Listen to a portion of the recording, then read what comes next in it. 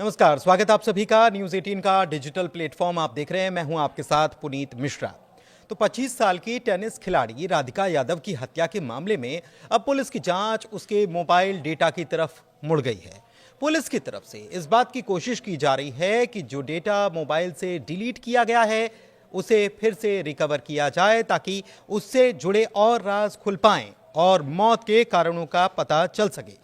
आपको बताएं कि बीते गुरुवार को टेनिस खिलाड़ी राधिका यादव की हरियाणा के गुरुग्राम में उसके ही घर सुशांत लोक इलाके में हत्या कर दी गई थी और हत्या का आरोप पिता पर है। बताया गया कि इस वारदात को अंजाम देने के बाद खुद पिता दीपक यादव ने बाहर आकर यह बताया कि उसने राधिका की हत्या कर दी है। वहीं इस घटना के तुरंत बाद दीपक यादव को पुलिस ने गिरफ्तार भी कर लिया था, जिसने पुलिस की पूछताछ में इस बात को कबूल किया है कि हां, उसी ने अपनी बेटी का मर्डर किया है। जानकारी के मुताबिक राधिका आईफोन चलाती थी और अब पुलिस ने उसके आईफोन को हरियाणा सरकार की DITECH यानी कि IT इलेक्ट्रॉनिक और कम्युनिकेशन विभाग को ये मोबाइल भेजा है ताकि इस डिवाइस को अनलॉक किया जा सके। पुलिस की कोशिश यह है कि फोन से डिलीट किए गए मैसेज, फोटो, वीडियो और कॉन्टैक्ट्स को फिर से रिकवर कर ले। पुलिस का मानना है कि इससे पता चल सकता है कि राधिका की हत्या करने के पीछे की असल वजह क्या थी, उसकी हत्या के पीछे का मकसद क्या था। पुलिस मानकर चल रही है कि मोबाइल का डेटा रिकवर होने के बाद उसे जांच में कुछ मदद जरूर मिल पाएगी।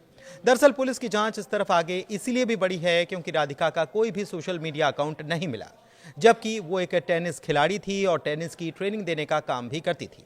और जाहिर तौर पर ट्रेनर के लिए या फिर खिलाड़ी के लिए अपने प्रचार का जरिया सोशल मीडिया ही तो होता है। ऐसे में कोई भी सोशल मीडिया अकाउंट ना होना या फिर काफी पहले ही उसे राधिका के द्वारा डिलीट कर दिया जाना सवालों के घेरे में जरूर है। पुलिस के सूत्र ये भी बता रहे हैं कि राधिका का जो फोन रिकवर किया गया है वो लॉक था और उसके माता पिता दोनों को ही उसका पासवर्ड पता नहीं था और इसीलिए ही डिवाइस को डिकोड करने के लिए डाइटेक को भेजना पड़ा है। सूत्रों ने यह भी बताया है कि राधिका ने गोलीबारी से कुछ दिन पहले ही अपने सोशल मीडिया अकाउंट को डिलीट कर दिया था और अब उनका मानना यह है कि इससे हत्या का मकसद पता लगाने या संभावित खतरों की पहचान करने में मदद मिल सकती है। दूसरी तरफ एक और आरोप इस मामले को लेकर सामने आया। एक दोस्त के जरिए राधिका से जुड़ा एक अननोन इंस्टाग्राम अकाउंट भी पुलिस के सामने आया है।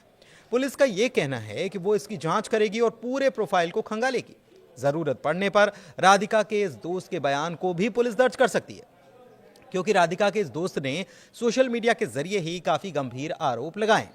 इंस्टाग्राम वीडियो में हिमांशिका सिंह राजपूत नाम की लड़की ने राधिका को लेकर कई सारी बातों का खुलासा किया है। हिमांशिका खुद को राधिका की दोस्त बताती हैं और उनका कहना है कि वो 10 साल से राधिका से जुड़ी हैं। हिमांशिका का कहना है कि पिता दीपक यादव ने राधिका के ऊपर काफी कंट्रोल करके रखा था, काफी दबाव बनाकर रखा था। राधिका की दोस्त का आरोप यह भी है कि पिता दीपक ने राधिका की हत्या की प्लानिंग 3 दिन पहले ही कर ली थी, क्योंकि वो उसकी कामयाबी से जलते थे। हिमांशिका का यह भी कहना है कि सामाजिक दबाव और अपने जानने वालों के ताने भी इसके पीछे की एक वजह रही है। हालांकि राधिका की दोस्त के सारे दावों को परिवार के लोगों ने खारिज किया है। परिवार के लोगों ने इस बात पर आपत्ति जताई है कि राधिका के ऊपर किसी प्रकार का परिवार की तरफ से दबाव था या फिर उसे किसी तरह से कंट्रोल किया जा रहा था। राधिका के चचेरे भाई ने कहा कि अगर बंदिशें होती तो वो घर से निकल नहीं पाती, बच्चों को ट्रेनिंग भी नहीं दे पाती। उन्होंने जोर देकर यह भी कहा कि अगर प्रतिबंध होते तो राधिका अंतर्राष्ट्रीय स्तर पर यात्रा करने या उभरते टेनिस खिलाड़ियों को ट्रेन नहीं कर सकती थी।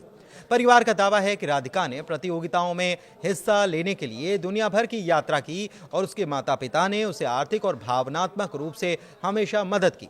चचेरे भाई ने यह भी कहा कि दुनिया में शायद ही कोई ऐसा देश बचा हो जहां पर वो खेलने नहीं गई हो, और उन्होंने ये कहा है कि इसके लिए वीज़ा लगता है, टिकट भी बुक होते हैं और वो सब मुफ्त में नहीं होता। परिवार ने पैसा भी लगाया और उन्होंने भी मेहनत की है। राधिका ने भी खूब मेहनत की है। मीडिया में गलत बयानबाजी की जा रही कि पाबंदियां लगाई गई थी, परिवार में ऐसा कुछ भी नहीं है। दूसरी तरफ पुलिस के मुताबिक दीपक यादव ने अपनी बेटी पर 5 गोलियां चलाने की बात कबूल कर ली है, जिनमें से 4 गोलियां उसकी पीठ में और एक कंधे में लगी। पुलिस रिमांड नोट में हत्या का जो कारण बताया गया उसके मुताबिक उसकी यानी राधिका की कमाई पर निर्भर रहने के दूसरों की तरफ से ताने आने की वजह इसके पीछे थी। और राधिका गुरुग्राम एक टेनिस एकेडमी चलाती थी और कथित तौर पर दोनों के बीच मनमुटाव का यह भी एक कारण था। राधिका की दोस्त ने कुछ और भी आरोप लगाए हैं। मसलन हिमांशिका ने यह भी कहा है कि उस पर हमेशा दबाव बना रहता था। वो कहां गई है इसकी तस्दीक कराने के लिए उसे घर पर फोन के जरिए वीडियो कॉल करना होता था, उस जगह को दिखाना होता था। परिवार के लोग उसे मानसिक रूप से परेशान किए हुए थे और तो और राधिका की मानसिक स्थिति उसकी मौत के पहले ही बिगड़ गई थी। हिमांशिका ने दावा किया है कि टेनिस खिलाड़ी ने हार मान ली थी और अपने परिवार की मांगों को मानने के लिए वो तैयार हो गई थी।